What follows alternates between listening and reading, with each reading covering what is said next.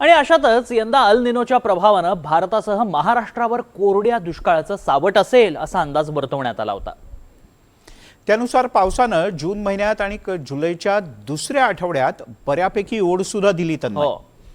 पण सर बघा ना, जुलैच्या पहिल्या आठवड्यात पडलेल्या धुवाधार पावसानं आणि या आठवड्याच्या सुरुवातीपासून सुरू झालेल्या पावसानं आतापर्यंतची सरासरी देखील भरून निघाली। खरंय ना, म्हणूनच सध्या राज्यभरातल्या धरणात पुरेसा पाणीसाठा जमा झालाय आणि पावसाचा पॅटर्न असाच राहिला ना तर पुढच्या वर्षभरातल्या पाण्याची चिंता निश्चितपणे मिटेल असं दिसतंय। पाहूया।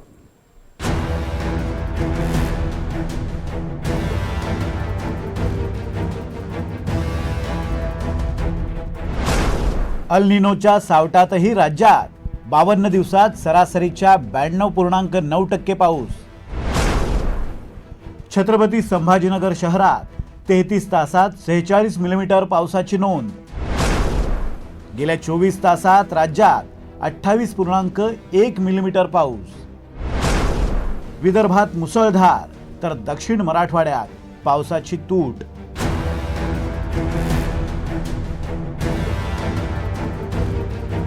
आतापर्यंत फक्त मुंबई, MMR रिजन आणि कोकण किनारपट्टीत समाधानकारक प्रमाणात बरसलेल्या पावसानं सध्या मात्र मराठवाडा वगळता राज्यभरात सर्वदूर बरसायला सुरुवात केली आहे।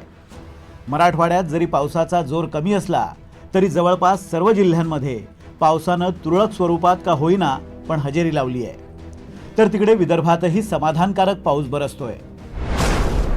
हवामान खात्याच्या माहितीनुसार मध्य प्रदेशावर हवेच्या वरच्या स्तरात सायक्लॉनिक सर्क्युलेशन म्हणजे चक्राकार वाऱ्यांची स्थिती निर्माण झाली आहे। त्यामुळे महाराष्ट्राच्या उत्तरेकडे आणि गुजरातच्या पश्चिमेकडून पूर्वेकडे वारे वाहत आहेत। या स्थितीमुळे महाराष्ट्रातल्या मान्सूनला बळ मिळून सर्वत्र पावसाची हजेरी दिसते आहे। पुढच्या 24 तासात पालघर, ठाणे, मुंबई, रायगड, पुणे आणि नाशिकच्या घाट भागात जोरदार ते अतिजोरदार पावसाची शक्यता आहे। याशिवाय विदर्भ आणि मराठवाड्यातील काही भागात मध्यम स्वरूपाचा तर काही ठिकाणी मुसळधार पाऊस पडू शकतो। पण मराठवाड्यातील लातूर, परभणी आणि बीडसह नांदेड सारखे दक्षिणेकडचे जिल्हे आणि दक्षिण मध्य महाराष्ट्रात तुलनेनं कमी पाऊस पडू शकतो। आता आपण जर पावसाच्या तूट जर बघितली तर ती मराठवाडा आणि विदर्भामध्ये खूप जास्त आहे।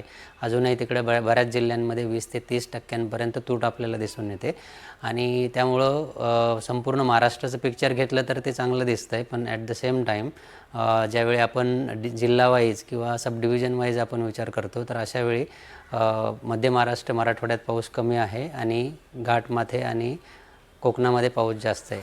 त्यामुळं ज्यावेळी आपण पूर्ण स्टेटचा किंवा पूर्ण राज्याचा विचार करतो अशा वेळी हे दोन जे विभाग आहे ते वेगळे करून त्याचं विश्लेषण करणं गरजेचं आहे। यंदा राज्यात अल निनोचा प्रभाव जाणवणार असल्याचे अंदाज वर्तवण्यात आले आहेत। मात्र तरीही राज्यात 1 जून ते 22 जुलै या 52 दिवसांच्या कालावधीत 442.2 मिलीमीटर पावसाची अपेक्षा असताना 408.1 मिलीमीटर पाऊस बरसलाय, म्हणजे सरासरीच्या 92.9% इतका पाऊस झालाय। जून महिन्यात सरासरीपेक्षा कमी पाऊस बरसला होता, पण जुलैमधल्या पावसाने 2 महिन्याची सरासरी भरून काढली आहे। त्यामुळे राज्यातील बहुतांश भागातील धरणं भरू लागली आहेत। मुंबईला पाणी पुरवठा करणाऱ्या 7 पैकी 3 तलाव भरून वाहू लागले आहे, तर आणखी 2 तलाव सुद्धा येत्या 2 दिवसात भरून वाहण्याची शक्यता आहे।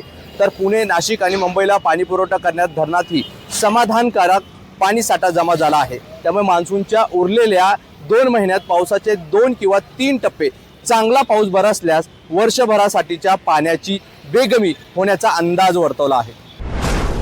नागपूर विभागातल्या जलाशयामध्ये सध्याचा पाणीसाठा 51.52% इतका आहे। गेल्या वर्षी याच कालावधीत हा पाणीसाठा 46.26% इतका होता। अमरावती विभागातल्या धरणांमध्ये सध्याचा पाणीसाठा 48.43% इतका आहे। गेल्या वर्षी हा पाणीसाठा 41.60% इतका होता।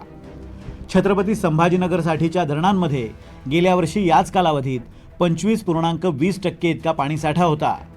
यावर्षी मात्र 47.76% इतका समाधानकारक पाणीसाठा आहे। नाशिकमध्ये गेल्या वर्षी जुलैच्या तिसऱ्या आठवड्यात 49.86% इतका पाणीसाठा होता। यावर्षी मात्र 60.78% इतका पाणीसाठा उपलब्ध आहे। पुणे विभागात गेल्या वर्षी पाणीसाठा 62.23% इतका होता. यावर्षी समाधानकारक स्थिती असून पुण्यातला सध्याचा पाणीसाठा 74.19% इतका आहे. कोकणातही पाण्याची स्थिती उत्तम असून गेल्या वर्षीचा पाणीसाठा होता 73.96%, तर यावर्षीचा पाणीसाठा आहे 80.77% इतका. पण राज्यभरातल्या एकूण पाणीसाठा पाहिला तर राज्यातल्या एकूण 3028 धरणांमध्ये गेल्या वर्षी जुलैच्या तिसऱ्या आठवड्यापर्यंत एकूण पाणीसाठा होता 63% इतका. यंदा मात्र त्यात जवळपास 12% घट दिसत असून 51.12% इतका पाणीसाठा सध्या उपलब्ध आहे. एकूणच काय तर प्रादेशिक घटकांमुळे पावसाळ्याच्या पहिल्या 2 महिन्यात अल निनोचा प्रभाव काहीसा कमी दिसतोय. त्यामुळे राज्यभरातला जलसाठाही समाधानकारक आहे. पण हवामान अभ्यासक आणि शास्त्रज्ञांच्या मते पॅसिफिक महासागरात सुपर अल निनो आकाराला येतोय. त्यामुळे मॉन्सूनच्या उत्तरार्धात अल निनोचा प्रभाव वाढू शकतो. तसं झाल्यास राज्यातल्या बहुतांश भागात पुढचं वर्षभर पाणी टंचाईची समस्या भेडसावू शकते. पुण्याहून अजिंक्य धायगुडेसह मोहसिन शेख, NDTV मराठी, संभाजीनगर.